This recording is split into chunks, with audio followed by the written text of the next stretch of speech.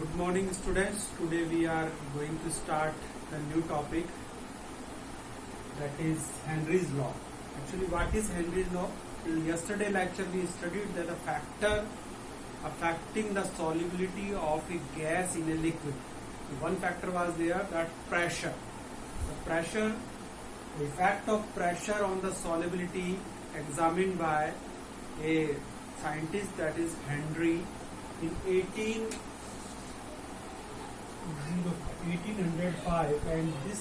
and give a law that is known as the Henry's law.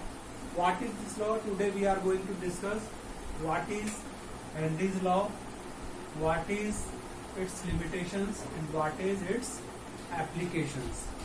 Henry law क्या है, इसकी limitations क्या है, किस रेंज में फॉलो होता है और क्या इसकी एप्लीकेशन है. First definition: the solubility of a gas at a given temperature is directly proportional to the partial pressure of the gas present above the surface of liquid or solution. Meaning क्या है? देखिए, क्योंकि हमने बताया था कि अगर हम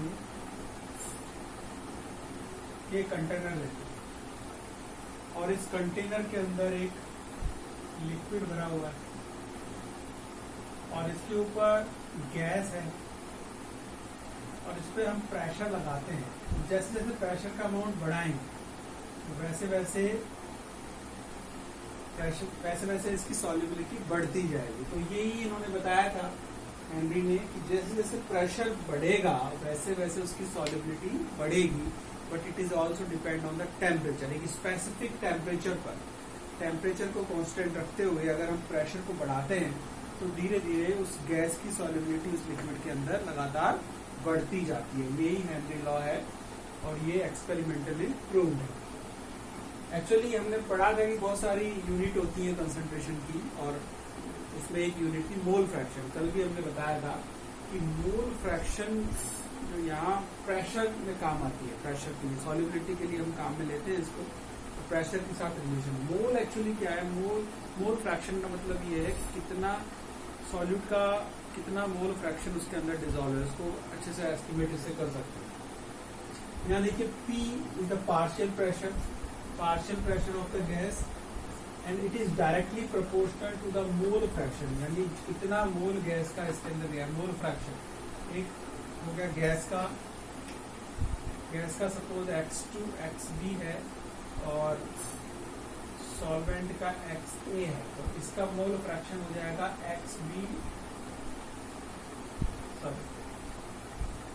NB NA plus NB.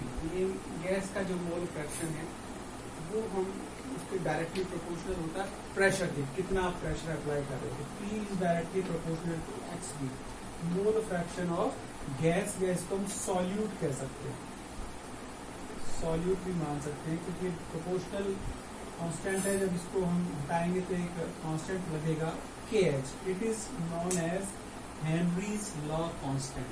K constant और H यहाँ हेनरी के लिए ही है.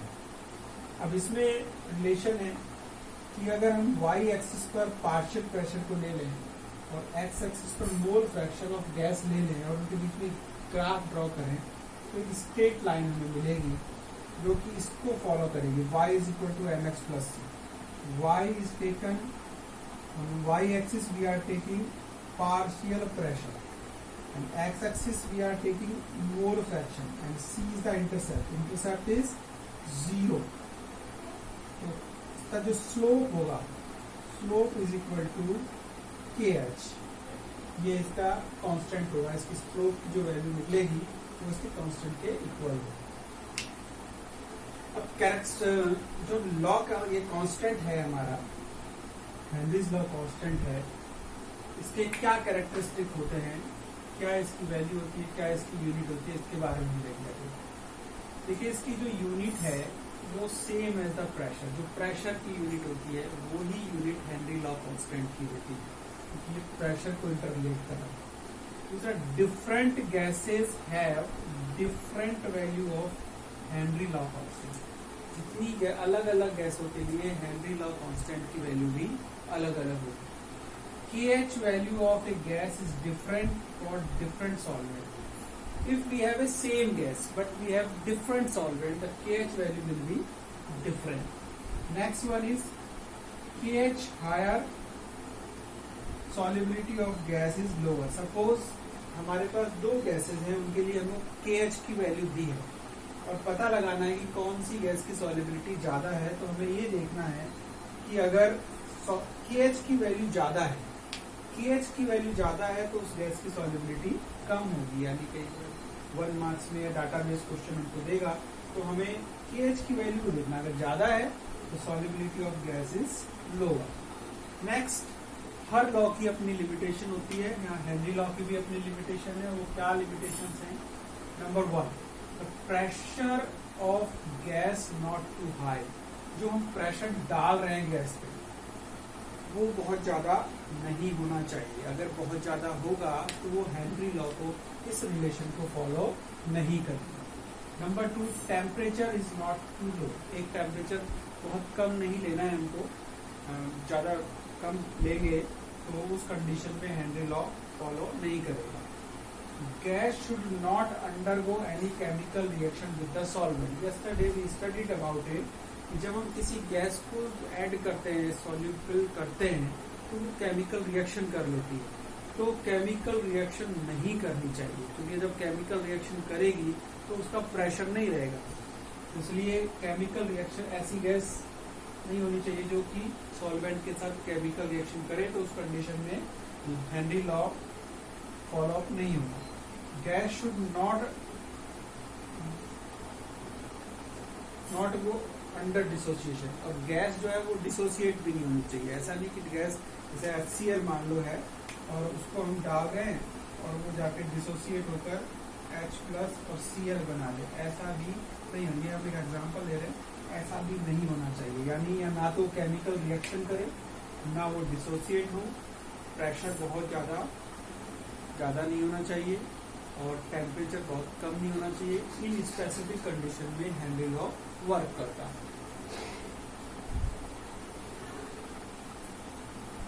Applications of Henry's law. First, soft drink. देखिए जो सॉफ्ट ड्रिंक होते हैं वो कैसे बनते हैं? उसमें लिक्विड वाटर के अंदर CO2 जो गैस है, सॉल्यूट है, उसको कंप्रेस करके ऐड किया जाता है। तो इसमें हेनरी लॉ क्या काम करता है? हेनरी लॉ कहता है जितना प्रेशर बढ़ाओगे उतना अमाउंट उसमें गैस का जाएगा, उतना P is proportional to the mole fraction of the gas. तो जैसे जैसे हम प्रेशर बढ़ाते हैं, इसीलिए जो सोडा वाटर की बोतल है, जो कोल्ड ड्रिंक की बोतल है, उनको हाई प्रेशर के अंदर सील किया जाता है, जिससे कि उसके अंदर ज्यादा से ज्यादा CO2 प्रेशर है। Number 2, anoxia. ये क्या कंडीशन है? Weak and unable to breathe. इसमें होता क्या है, जो लोग हाई एल्टीट्यूड पे रहते हैं, हाई एल्टीट्यूड का मतलब जो हिमालयन एरिया में रहते हैं या ऐसे एरिया में रहते हैं जहाँ हिल्स हैं, तो वहाँ पर क्या होता है कि जैसे जैसे एल्टीट्यूड बढ़ता है वैसे वैसे ऑक्सीजन का पार्शियल प्रेशर कम होता जाता है। तो ऑक्सीजन क्या है कि हमारी बॉडी के अंदर जाती है, लंग्स के अंदर जाती है, लंग्स के बाहर से अंदर लंग्स में जाती है और लंग्स से हमारे ब्लड में जाती है। तो जैसे जैसे उसका पार्शियल प्रेशर कम होगा वो हमारी बॉडी में कम अवेलेबल कम होगी, तो उससे क्या होता है कि उनमें मसल्स के अंदर वीकनेस होती है, रेस्पिरेशन का प्रोसेस प्रॉपर नहीं हो पाता और वो क्लियरली थिंक नहीं कर पाते। इस पोजिशन को हम बोलते हैं एनॉक्सिया। ये उन पर्सन्स में होती है जो हाई एल्टीट्यूड एरिया या हिली एरिया में रहते हैं। ये बहुत इंपॉर्टेंट है, इसके बारे में कई बार पूछा जाता है। स्कूबा डाइवर्स होते हैं, वो सफर करते हैं पेनफुल इफेक्ट, इसको बोलते हैं बैंड्स। इसको समझने की जरूरत है। एक्चुअली स्कूबा डाइविंग होती क्या है, इसमें डाइवर्स जो है डीप सी में जाते हैं और अपने साथ एक सिलेंडर ले जाते हैं, क्योंकि एक्वेटिक एनिमल की तरह हम लोग तो ब्रीथ नहीं कर सकते डिसॉल्व आयल, तो अपना सिलेंडर ले जाते हैं। तो सिलेंडर में क्या होता है, कंप्रेस्ड एयर होती है,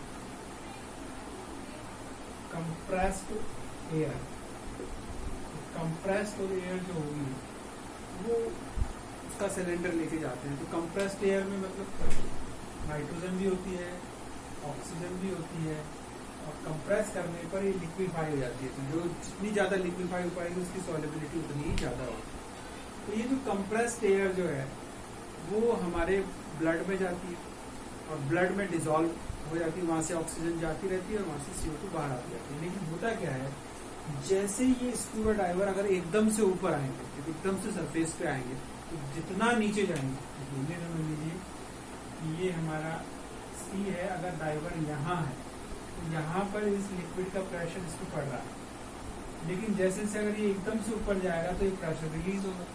जब प्रेशर रिलीज होगा तो गैस क्या कोशिश करेगी, गैस भी वापस जाने की कोशिश, क्योंकि प्रेशर कम तो उसकी सॉलिबिलिटी कम होने लगेगी।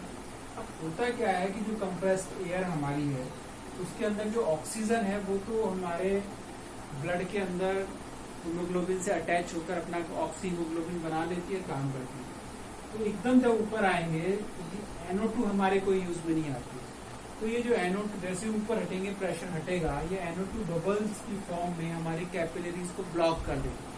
तो कैपिलरीज को जब ब्लॉक कर देंगी तो उससे जॉइंट्स में पेन होने लगेगा, मसल्स में पेन होने लगेगा। कई बार प्रॉब्लम इतनी बढ़ जाती है कि पर्सन फेंट हो जाता है, डीफनेस को सुनाई देना बंद हो जाता है, कभी कभी वो पैरालिसिस का शिकार भी हो सकता है और इवन कभी कभी इसकी डेथ भी हो सकती है।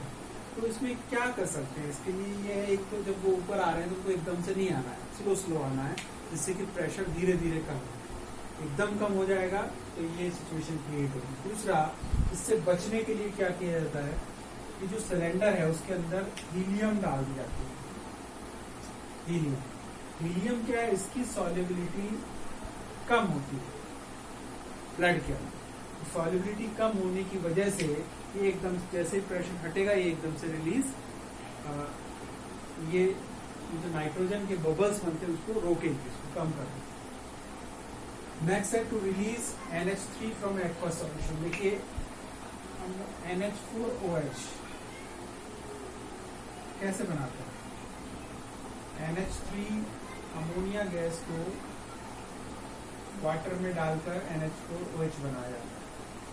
ये गैस है। अगर हम इस गैस के अंदर एक नाइट्रोजन गैस पास कर दें,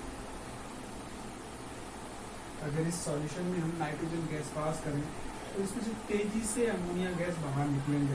इसका रीजन क्या है, देखिए इसका रीजन ये है कि जब आप नाइट्रोजन गैस डालोगे तो ये हमारा लिक्विड है और यहाँ पर अमोनिया गैस, अगर आपने इसमें नाइट्रोजन गैस ऐड कर दी तो नाइट्रोजन का जो बबल है, नाइट्रोजन की सॉलिबिलिटी तो वाटर में है नहीं, तो जितना एरिया इस नाइट्रोजन को टच करेगा वो उसमें NH3 डिसॉल्व नहीं हो।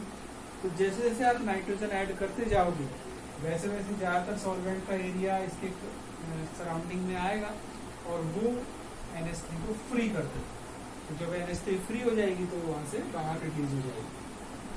एक सिंपल कॉमन एग्जांपल है लंग्स के अंदर। लंग्स के अंदर होता क्या है, हम इनहेल करते हैं ऑक्सीजन एयर को, एयर रिच इन ऑक्सीजन उसको इनहेल करते हैं, वो लंग्स में रहती है। तो लंग्स में ऑक्सीजन का प्रेशर ज्यादा होता है और ब्लड में कम होता है, तो इसलिए हाई प्रेशर, हेनरीज लॉ की वजह से हाई प्रेशर से वो उसमें सॉल्युबल होने लगती है और ऑक्सी हीमोग्लोबिन बनाती है।